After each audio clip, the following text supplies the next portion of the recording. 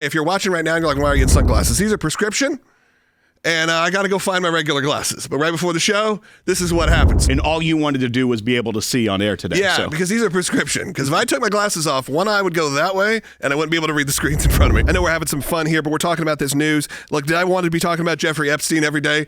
No, I do not. But some reason, the FBI can't help but make it the number one story of the day. The prosecutor for not only Jeffrey Epstein, but also for Diddy, has been fired by Department of Justice, a.k.a. through Pam Bondi's office. And this one may seem a bit familiar, Will, because what's the name of this attorney? This is the second Comey that the Trump administration has fired, because the first was obviously James Comey as FBI director in the first term. This is James Comey's daughter, Maurene Comey, who is a prosecutor for the Southern District of New York in Manhattan. In the U.S. Attorney's Office there. She obviously has worked on some of these high-profile cases you talked about. She was one of the prosecutors on the Epstein case, then on Ghislaine Maxwell's case, as well as the Diddy Combs case. And now we have no longer employed Comey at the DOJ. There hasn't been a specific reason given at this point, but with all the fallout with the Epstein documents. We got to give you the facts, and the facts are pretty interesting. Which you have high-profile member, high-profile attorney. She happens to be a Comey.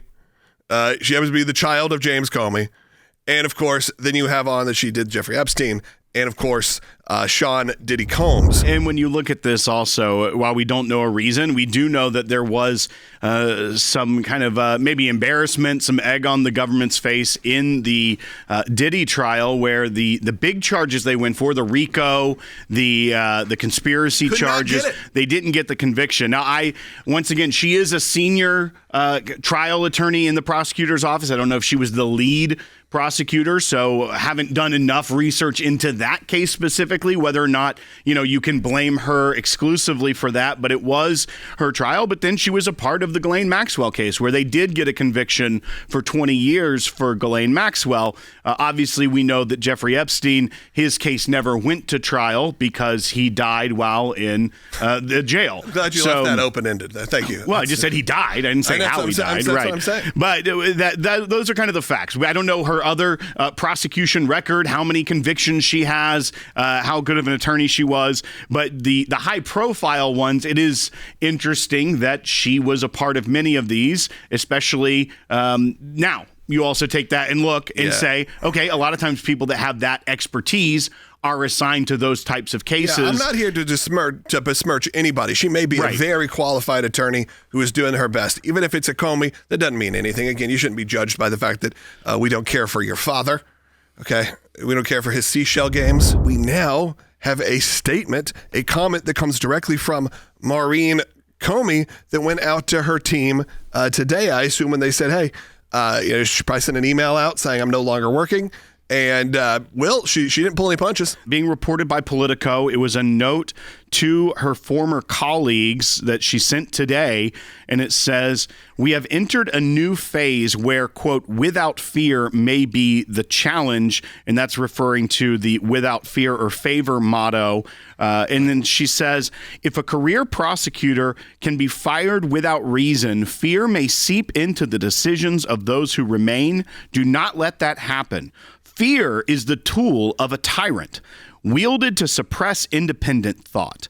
Instead of fear, let this moment fuel the fire that already burns at the heart of this place, a fire of righteous indignation at abuses of power, of commitment to seek justice for victims, of dedicated to truth above all else. And then she also confirmed, Politico says, that she was not provided a reason for her termination, but it was conveyed to her by a memo from the Justice Department.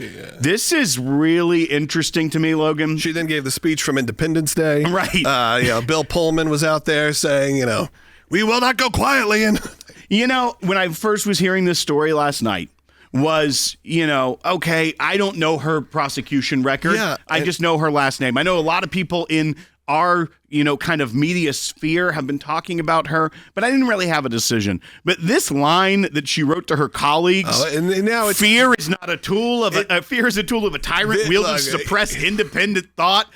We speak truth to power, a fire of righteous indignation. It says it all. Okay. We started this show and we said, okay, you know what? You don't blame Maurene Comey for being a Comey. That's not cool. You can't do that. She could be great at her job, could not have anything to do with James Comey. But what's clear is the apple don't fall too tall. What did I say there, Will? It doesn't fall too far from the tree, Logan. It was hard for you to say it, too. I did. Said it. Well, because you already implanted there in my brain the Appleseed. Johnny Appleseed. Johnny Appleseed. But this is kind of an interesting moment because now you have these, vibrato statements, these big statements saying, it sounds like something out of Braveheart. And I don't care for that. You know what? Go quietly into the night. That's what I say. You know what? Just enjoy you had a job for the time you had. You couldn't convict Diddy. You went too far. Clearly, there's some Epstein problems. Rick, I wanted to talk to you about the fact that the New York mayoral candidacy and election is heating up. It is something that has become a national story. And there have been some discussions, and I've seen the comments saying, why do we care about this? And then I sort of reminded our audience, hey, I don't necessarily even know that I can name the last 5 or maybe the current mayor in my suburban town outside of Nashville. But I can tell you the last probably 5 mayors of New York, because of New York's global impact. So when you have some of these candidates that are now making their rounds, of course, like Mamdani, making the rounds in Washington, D.C. to court for more money, to court for support, at least we need to be paying attention to what happens in this race. I think that what's happening with Mamdani is spilling over into the rest of America right now. And it's spilling over in a very fast way. I just saw today and was trying to go public with the fact that in my home state of California now, we've got Congressman Ro Khanna, who represents Silicon Valley, has endorsed Mamdani. Now you think about this, the political representative of Silicon Valley, the most creative part of America, the entrepreneurial spirit in America, is represented by somebody who just endorsed a communist, someone who cannot embrace capitalism. He's said, I'm not a fan of capitalism. I don't understand what's happening across America and specifically in Silicon Valley when Silicon Valley sends a congressman to Washington, D.C., and that congressman is working against capitalism, working for communism. I think they just jumped the shark in Silicon Valley with their representative. This is a red alert. This is something that should not be happening. And I think across America, if your congressman, if your senator, if your mayor is somehow flirting with Mamdani, a person who has been very clear about who he is, to lead the largest city in America, this is a crisis for America. This is like that moment when the Democrats came forward and said, we've got this great idea, we're going to call it sanctuary cities, and we're going to protect people when they break federal law.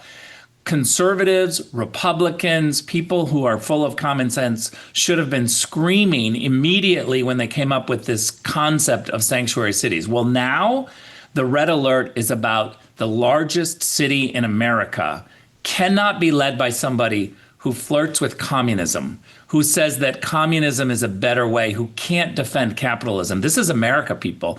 You got to get loud and you've got to put pressure on your local politicians who are saying nice things about this guy.